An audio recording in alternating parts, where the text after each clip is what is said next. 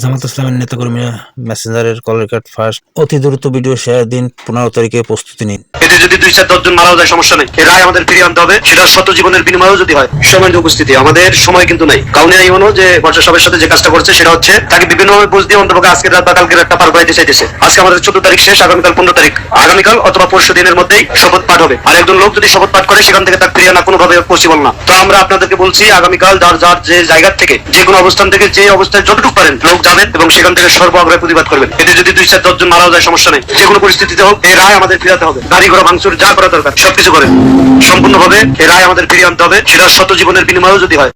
এবং আমরা ছেলেপেলেরা সকলে এক হচ্ছি এবং আমরা চিন্তা ভাবনা করতেছি আজকে জামাতের যেগুলা নেতা খাতা পাবো তাদেরকে মারবো, কিছু গাড়ি ভাঙচুর করবো, কিছু গাড়িতে আমরা অনেক ধরনের আর কি প্রোগ্রাম নিচ্ছি, মানে ক্ষতি করবো আসলে আর কি আমাদের ইন্দাদুল্লাহ ভরসাকে। আমরা উনি বলছে ভোট গণনা হবে আরেকবার, যদি ভোট গণনা না হয় তাহলে আমরা ভাই বিশৃঙ্খলা করবো। আমাদের এরকম একটা প্ল্যান নিয়ে আমরা নিজের ছেলেরা থেকে ছোট মানুষ হিসেবে আমাদের কাজটা করবো।